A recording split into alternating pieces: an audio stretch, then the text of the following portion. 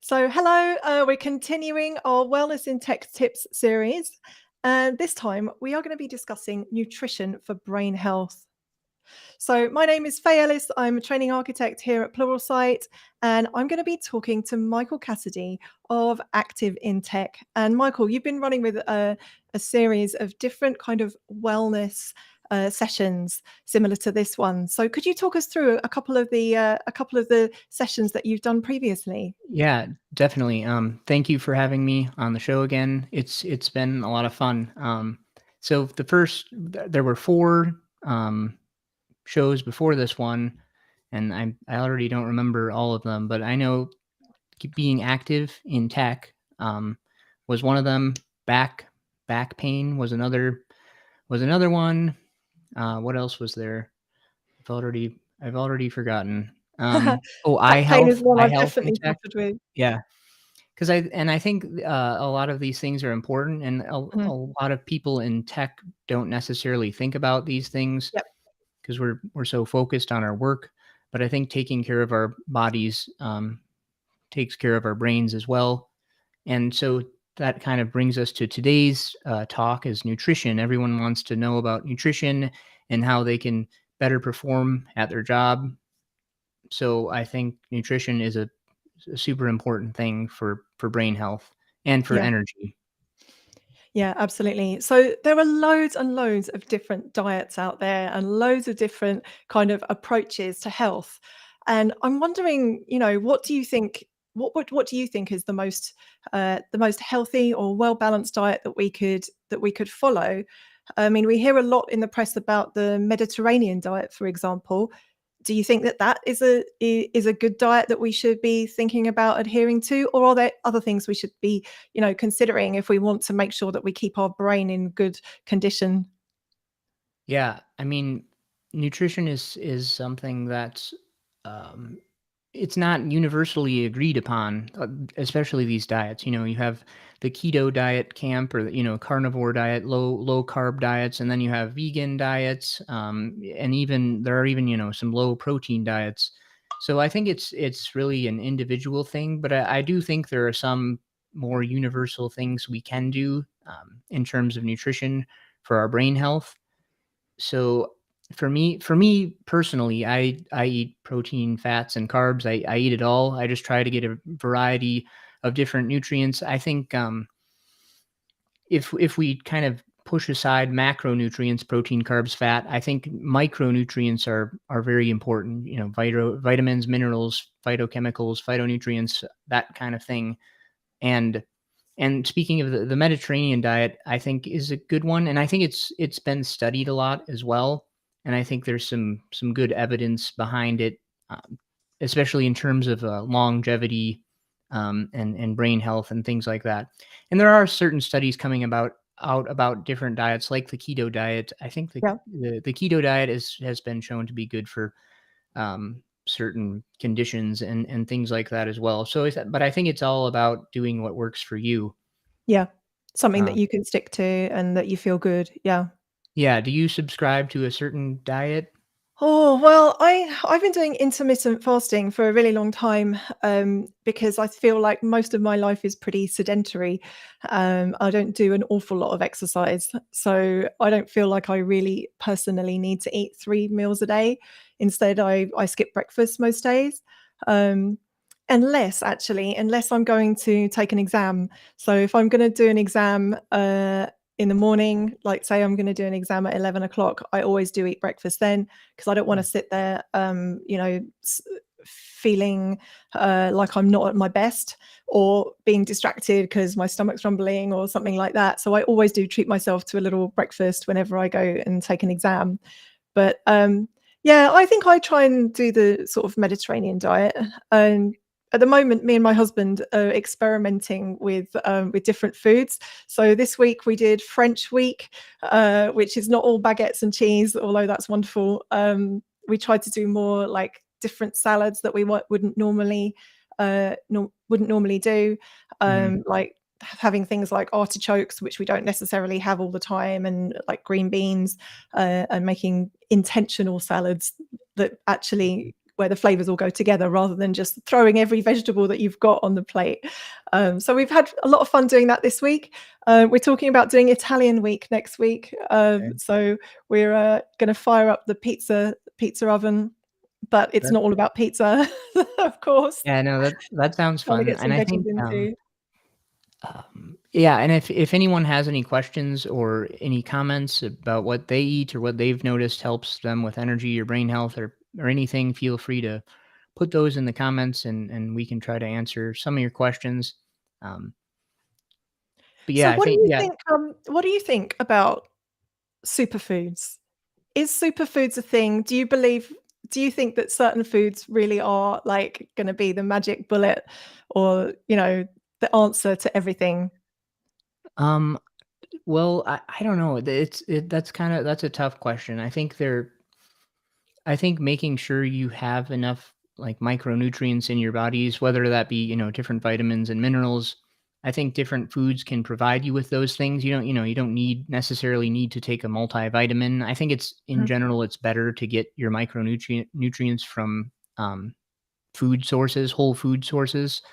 Um, Yep, I know. agreed. Yeah. And yeah, Neela here says, "Oh yeah, it makes you hungry." I know. I'm kind of getting hungry right now as well. Oh, Um, no. oh, and it's the Yeah, weekend. Okay, all right. It's officially the weekend. yeah, Neela says so. Um, but yeah, no, I'm with you, Faye. I kind of have adopted like an intermittent fasting schedule for myself. It's what works for me. mhm, Um, so I usually eat in like an 8-hour window. Sometimes it's a little more, sometimes it's a little less. I'm not super strict with it, but I yeah, find that for me, if I'm doing a mentally draining task or something that requires a lot of focus, I I don't know. I tend okay, this is what works for me personally. I have this fat coffee, I call it, in the morning. Oh, like a And bulletproof coffee, is it like that a kind of bulletproof thing? coffee, Yeah, yeah, okay. and I've I had that know, in London, yeah. people will probably I don't know if not everyone agrees with that, but for me, I find that I have more, like, prolonged, consistent energy when I'm eating more, fats like that and protein. Yeah, I'll put some, like, collagen powder in my coffee, yeah, some MC medium chain triglyceride oil. Sometimes I put a little butter in it too, some grass-fed butter. It has, some vitamin A in it, and it tastes good, and it gives me more of, like, a prolonged energy, and I find that I'm able to focus better. But yeah. same with, like, when I'm in a fasted state, I usually can focus a little better. If I have, like, a really carb-heavy meal, then I'm kinda lethargic, and my mind Yeah, isn't quite as definitely. Do quick you know what? firing. I found, all through my 20s, I remember that I was sluggish and tired in the afternoons, going for work meetings and, like, feeling like I wanted to sleep. I remember one particular meeting, and this is so shameful. I was in a meeting with 20 other people in the room, and it was one of those meetings where you don't really get to talk that much, so there wasn't much sort of active participation, and you're just sitting there listening.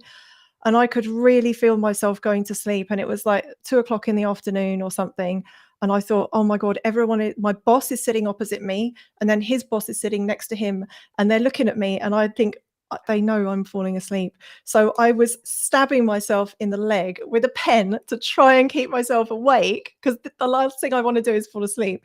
Yeah. Um, but, I really feel like that was connected to my diet at the time.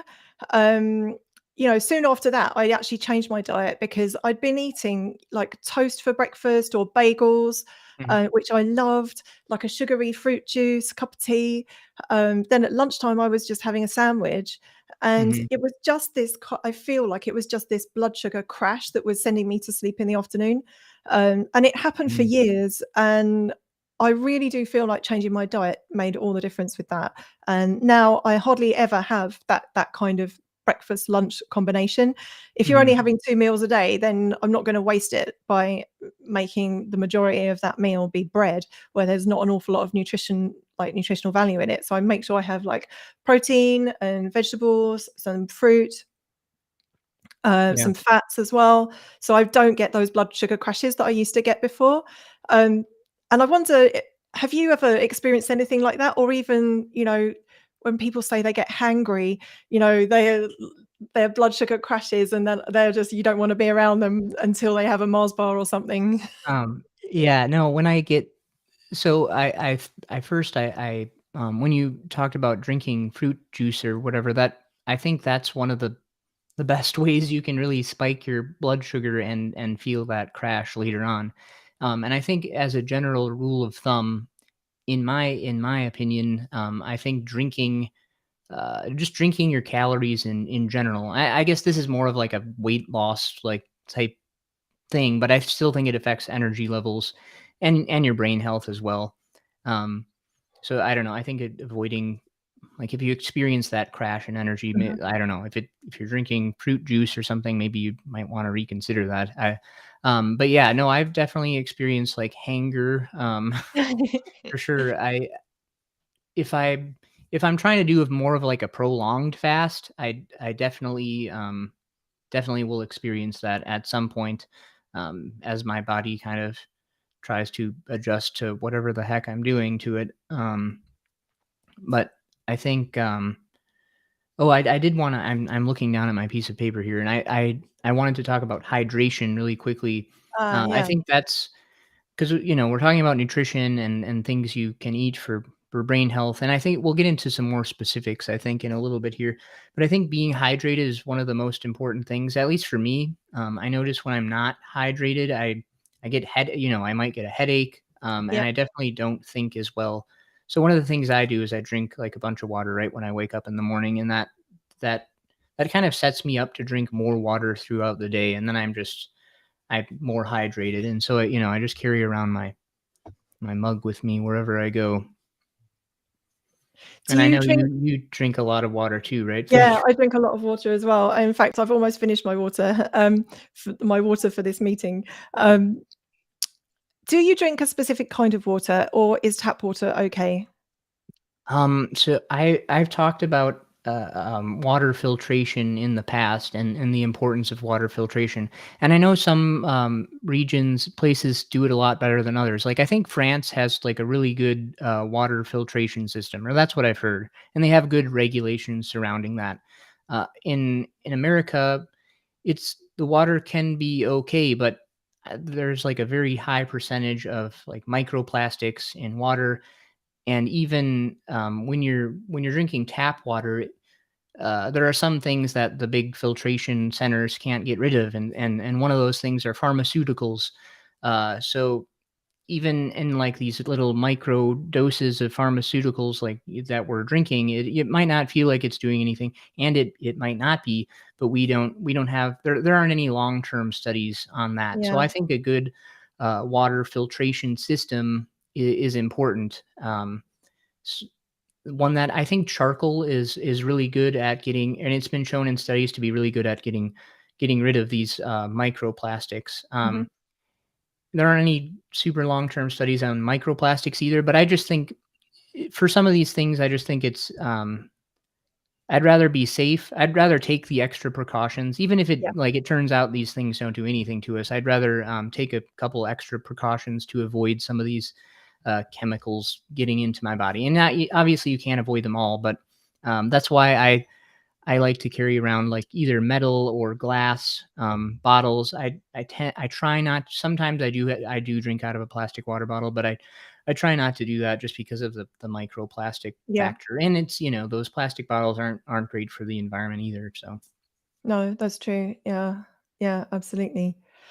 Um, what about supplements? So, one in particular I wanna talk about, which is, like fish oil supplements. Now, my I spoke to my brother earlier today, and he my brother has some, mental health issues. Oh, sorry, I just grabbed I just hit the glass. My brother has some mental health issues that he's had since adolescence, really, and they have prescribed, um, fish oil tablets. So, yeah, omega-3, basically, tablets to help, when it's supposed to help keep his brain healthy, like reduce inflammation, but generally support the brain. So, have you heard anything that kind of supports that? I mean, this is the doctors giving it to him, so it must be the right thing. But have you heard, in your experience, anything any kind of correlation between fish oils and supporting the brain?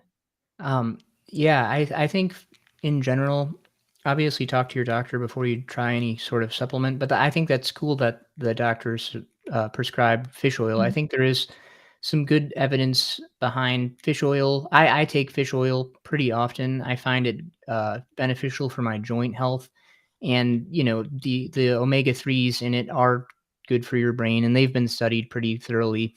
I think when you can eat if you can get it from like fatty fish or something like that, I think that's the best source. But oftentimes supplements are okay if you have your diet on point. But I do think there is I think fish oil is a relatively safe supplement to take.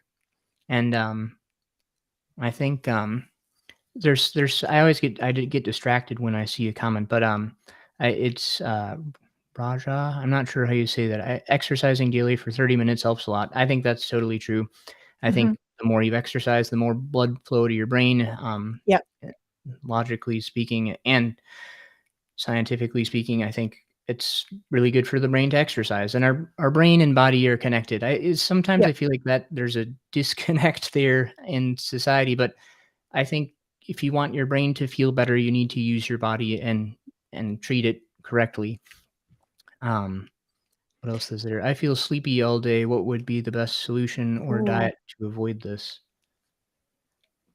Is it connected to blood sugar? I would ask that question. And is it also connected to not sleeping properly in the night?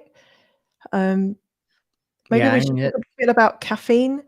Um, yeah, we should talk about caffeine. So this definitely reminds me of a lot of people often consume too much caffeine, and then their bodies kind of rely on it for them to not feel sleepy. yeah, So what do you drink coffee, Faye? What is your I love coffee coffee. routine? I love it. I absolutely love coffee. But I discovered coffee only very recently, only in the last sort of 5 years. Me and my husband went to Costa Rica and we went to a coffee plantation and we had the fresh coffee and it was beautiful, like nothing I'd ever tasted. And I just fell in love with coffee. And just before Christmas, we bought ourselves a posh coffee maker, proper barista style coffee maker, where you got to grind your own beans and then you put it into this little spoon thing. And then I haven't got the right terminology, of course. Anyway, it's all very complicated, but what you get out the end is a beautiful cup of coffee, and I'm obsessed with it. I probably limit myself to two, maximum three a day. Okay. Um, but I've been having coffee now for regularly for such a long time that I don't feel like it will stop me sleeping. So I would still have one now at 3 o'clock in the afternoon. Maybe 3 or 4 o'clock is probably the latest I would have it, and expect to still sleep properly. But I know if I had it like 8 o'clock or 9 p.m., I'm not going to be able to Oh, sleep. yeah. But yeah, I love coffee. I actually feel like it's kind of a psychoactive, and it definitely wakes up parts of your brain that have been lying there dormant. um, Yeah. and it kind. There's been a lot of studies, haven't there, about how caffeine can it reduces the apparent amount of effort that you have to put in to do a task. So it actually makes you feel quite motivated. And Mhm. that could be motivated about all sorts of things. It could be motivated about doing the housework or getting up and doing your job or going for a run, loads of different things. So yeah, I love caffeine, and I yeah, I as soon as I wake up, it's kind of maybe the second or third thing I think about is Yeah. caffeine. Yeah. Try No, not to let it be the first thing. yeah, I do like coffee too. I try in and the same thing happens for me. I've found that I can drink if I have my last cup around 2 or 3, I'm okay, but if I have any more after that, it definitely affects my sleep at night. So I pretty much all costs avoid it after that, even if I am tired. Um, and another an interesting study I found. I've tried to do this a few times. It hasn't really worked super well for me, but I don't know if you've heard of a coffee nap. Um, so Oh, this yeah. is something you. I mean, it's not a substitute for sleep. I mean, I think in general, I would s this I'm just don't I'm just throwing this number out there. I'm not sure if it's true or not. I would say the general population needs about 7 to 9 hours of sleep a night. I mean, there are definitely outliers on each side for sure, but I think in general, striving to get, 7 hours of sleep is a good thing, and coffee naps or napping doesn't substitute for a good night's sleep, but I think, there's been a couple studies that have shown if you drink coffee in the afternoon, morning, and you try to take a quick minute, like 20-minute nap, that can be refreshing and get rid of some of that. I think it's like glymphatic. What in your brain? It gets rid of some fluid in your brain Ah, really? and Wow. allows your brain to kind of recover. And naps do this, and Yeah, caffeine also does this. So it's kind of a synergistic thing. And the if you're able to go to sleep right away, the caffeine kind of kicks in after about 20 minutes and wakes you back up and it because you wakes don't you want to up. get into super deep sleep in a nap. If I take like an hour long nap, I'm just messed up for the rest of the day and then for the night. And that's just what happens to me personally. But I do think it's important to not drink too much coffee because caffeine is like very easily overdosed. I mean, if you take like a gram of caffeine, you're going to be in rough shape. Um, Mm, for me, I when I wake up in the morning, I drink a bunch of water, like 500 yeah. milliliters to even up to a liter of water, Wow. because it hydrates me. I've talked about this too. This doesn't have to do with your brain, but it does increase your normal water increases your metabolism quite a bit, even compared to like a saline solution. Like if you're having like an electrolytes or something, plain water increases your metabolism a lot more than that. So I just have plain water when I wake up, and I Mhm. usually wait about 90 minutes before from wake upon waking to having my cup of coffee, and that's because I wanna let my natural because my cortisol levels are already naturally high, so I don't Yeah, the caffeine I'm if I'm drinking caffeine, it's not taking really it up. doing Yeah. anything, and it's kind of just disrupting this, natural rhythm in, cortisol that you have, um, but I do think there's benefits to coffee. There are antioxidants and phytochemicals in coffee that are good for you, but, I do think too much is not good. Yeah, definitely. Yeah, and I Well, see a question, how do you maintain focus and energy in the afternoon without drinking coffee? ooh. Sometimes I go out for a walk. Do you ever do that? If I Yeah, go out for, like, a little, like, 20-minute lunchtime walk just to kind of look beyond my screen, look into yeah, the distance, be in the mhm. sunshine. Yeah, I think that's a huge help. Walking outside is definitely underrated for a lot of things, and I think for me, when I wake up, what I do right in the morning is it really determines my energy levels throughout the day. If I drink a lot of water, if I view sunlight, not looking directly at the sun or anything like that, but getting sun and kind of setting my circadian rhythm. When you go outside, your body knows that it's daytime, and I think that can help a lot in energy levels. And and I think being, properly hydrated, nutrition on point, getting enough sleep and night every night, and staying active. Staying active is one of the biggest Yeah, things also for maintaining energy. I've talked about doing these fitness snacks, um, yeah. stepping away from your desk, getting in some activity, stretching, mobility work, push-ups, whatever. When I do that, I get more energy. It's not like sapping the energy out of me. So just stepping away, going on a walk, being active, eating right. Um, Getting the blood flowing around your yeah, body as well, that always makes a difference, even if it's I sometimes get up and do squats or, like, run around or I go and make a drink, but while I'm waiting for the kettle to brew, I'm doing something or, like, play with my dog for 5 minutes or something like that, and that always just yeah, kind of wakes me up or even just puts you into a different sort of state, like a different sort of mental state, and then when you uh-huh, come back to your task, hopefully got sort of fresh eyes, fresh brain. yeah, yeah. And then you, Faye, told me about this cool study that I ended up reading about doing squats for Ah, brain health. yeah. And I thought that was super cool. I don't know if you want to kind of talk about that. Yeah, so there was a recent study that where they actually studied the effect of doing exercises where you're kind of going up and down. So things like squats or split squats, even push-ups, where you're Yep. physically moving um, up and down against the force of gravity. Mhm. And there's something about the action of gravity and our blood pressure. So our blood pressure has to adjust as the forces of gravity change slightly as we're moving up and down.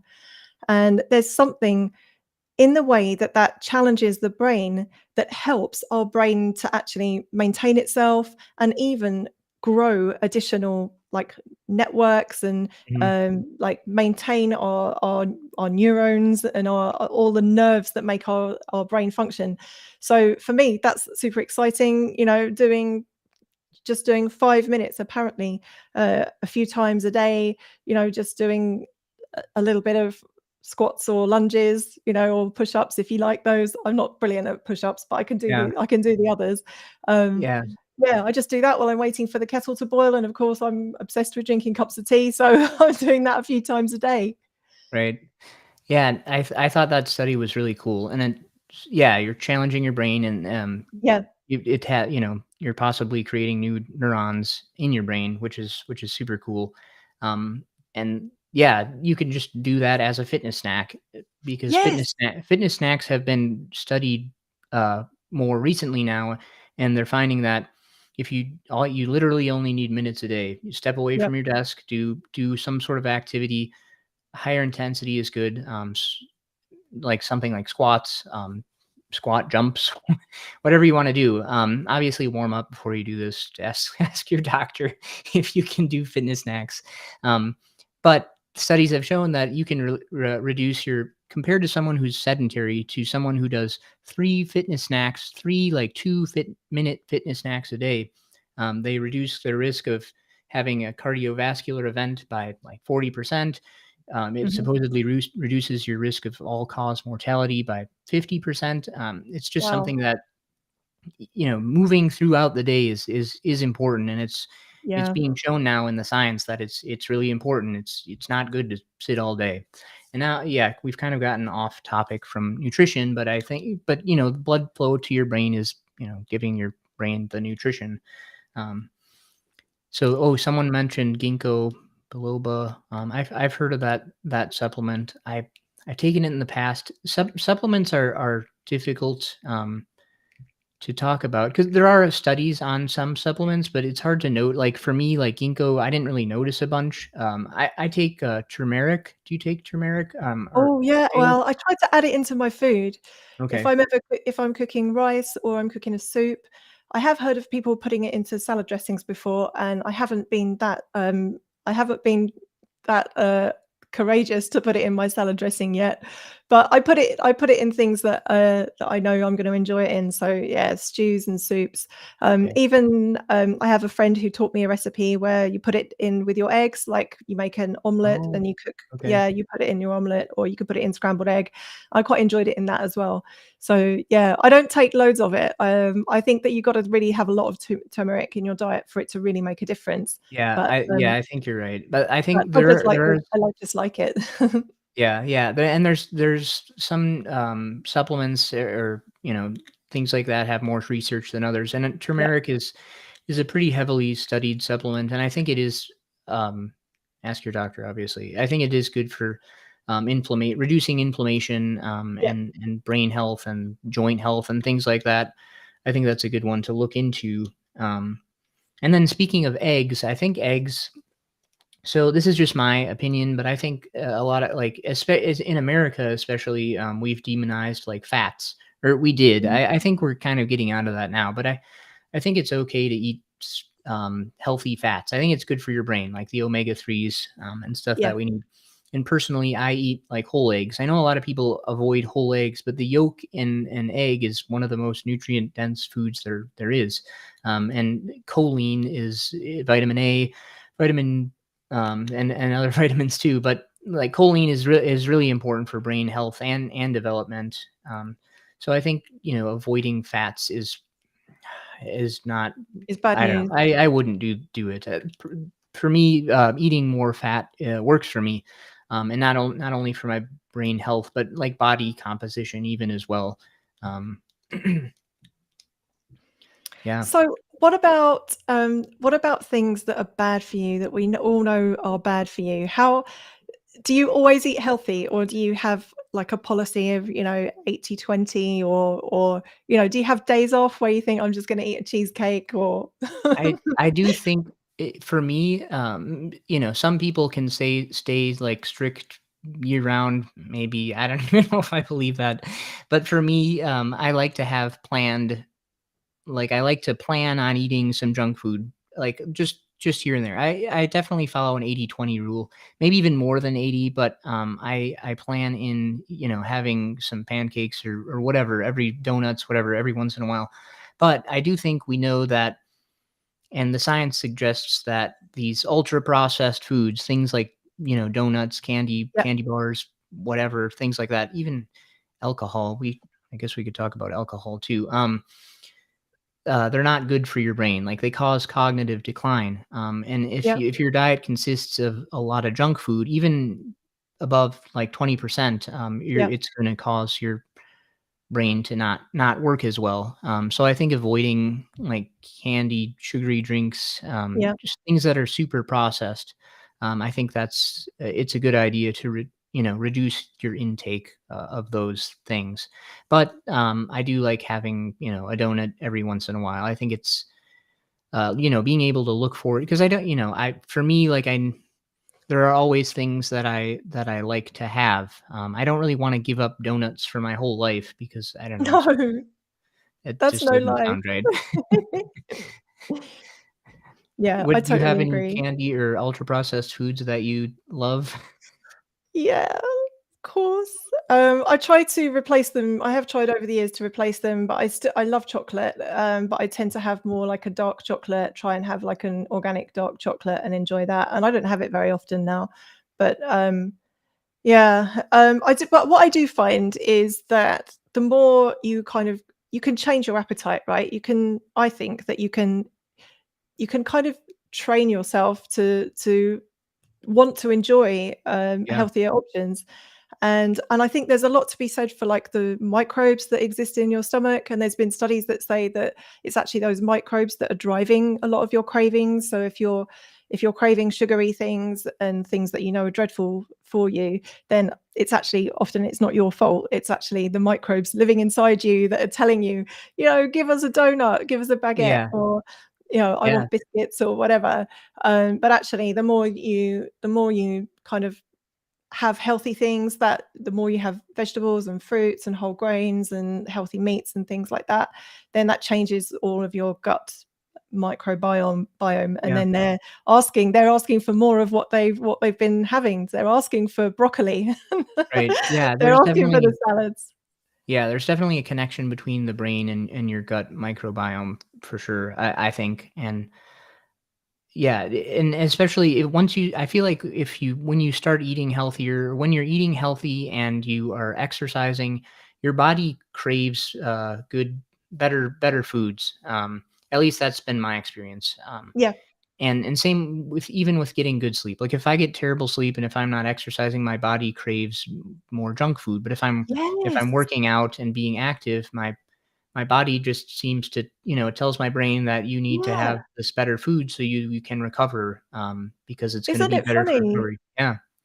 Yeah, um it's strange how it's like that, but it's good as well. It's good. yeah, so on how Um, to control overthinking. Yeah, I oh, think that's a good one. I think this is where you're going with this question, but there's a lot of there's a lot of complicated there's a ton of information out there and it can be confusing. I mean, it is for me. Even I like to do a lot of research on these things about diet and nutrition, and going through studies is confusing because there's a lot of like biases in studies too, and it depends on who's funding the studies and what the careers that these people are wanting to get into after they present these studies. So it's all kind of a mess sometimes, but I think yeah, making it simple is important. So for me, in general, as a rule of thumb, um, I think, like, when you go to the grocery store, I've heard of, like, shop the perimeter of the grocery store. That's where, aside from, like, the bakery, that's where you'll find more of the, whole foods, the whole foods, meats, if you eat meat, and things like that, and staying Yeah. out of the middle aisles, or at least where I am, they're full of, like, the processed foods. Um, Yeah, same in the UK. Um, I think that so much that we don't know about nutrition and about the way that it impacts disease and the way it impacts the human body. And the human body is so complex and we're all different. And yeah, we've all got different conditions, we've got different allergies and tolerances. Um, for me, I'd feel like trying to trying to eat food that's as natural as it in its natural state as much as possible, and it's not been monkeyed around with, or we can't help now that a lot of our food is like genetically modified and not really in the state that it ought to be in. But I think, as much as possible, if we can choose foods that don't come in plastic, that haven't been created in a factory, wherever we can, and be cooking things from scratch, it's another way to be standing up a little bit more instead of putting something into the microwave and walking away. If I make a big salad, I've got to like wash it all, I've got to chop it all up, I've got to make the dressing. It could take me 25 minutes to get this thing together. So it's yeah. just an extra opportunity to be standing up and not being, sitting on the sofa waiting for the microwave to ping. Yeah, that's a good point. Yeah, I think, yeah, in general, like, the less ingredients, the better, for most cases. And yeah, things that grow in the ground or walk on the earth, those are generally better than all the other junk you can eat. And I guess, like, minimizing drinking your calories. I don't know. I think that's another just rule of thumb that I normally follow. Like fruit juices, and I alcohol. There's really not ton of benefit to drinking alcohol. I mean, I'm not like, if you like to do that every once in a while, that's fine. But it's not like, it's not good for you. Just like the donuts, it's somewhat similar. And definitely, Yeah, definitely not good for brain health. Um, but no, yeah, not even red you have to wine. do yeah, but you have to do what works for you. It has to be sustainable. And I think that's a good another point too. Like, I've tried the keto diet, but it wasn't for me. I couldn't maintain it. I couldn't sustain No. it. So I think, if there's no reason to really even try it unless you can see yourself doing something for years to come. I mean, I'm not it's, it obviously is going to take some work to improve your diet, and maybe try some things you didn't want to, or, reduce the amount of donuts you eat, or whatever. But um, sustainability and doing things you can do is important. So what would you say are the top 3 things that somebody could do to improve their situation for their mind in terms of focus and looking after their brain health? What would be the top 3 things to focus on? I guess the three that come to my mind right away are hydration. I think it's important to be hydrated. If you're not our whole bodies are made up of a lot of water. It's important to be hydrated. And I would say the just getting enough sleep. I think that's super important. That's, in sleep is where you do your recovering, and regenerating, and making memories, and things like that. And then I would say eating. I, I mean, eating a variety of nutrient dense foods, like vegetables, fruits and vegetables, and different things like that. What Awesome. about you, Faye? Yeah, I totally agree. I think hydration is super important, and it's really, really difficult for us all to get the kind of hydration that that we supposedly need, and it's different for everybody as well. Um, and yeah, I think just everything in moderation.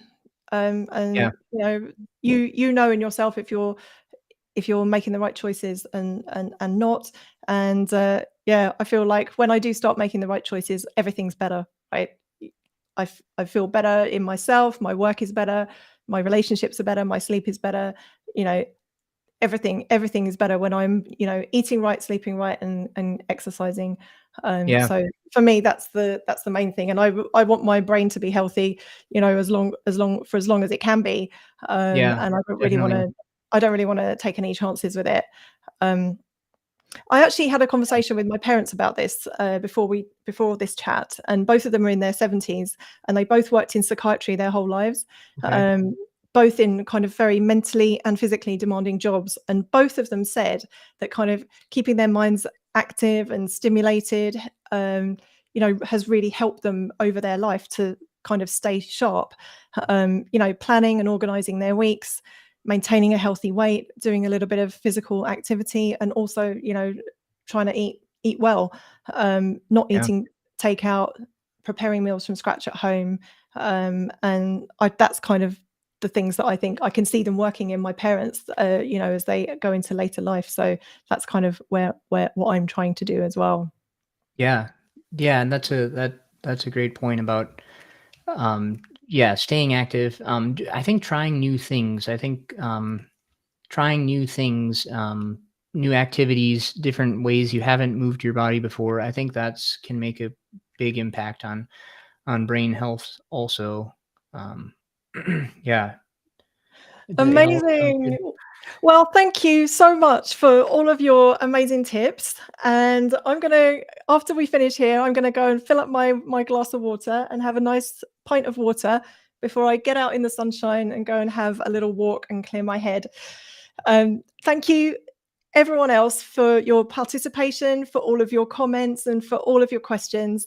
And we hope to see you again on one of our next sessions where we tackle more health and wellness tech tips in our series.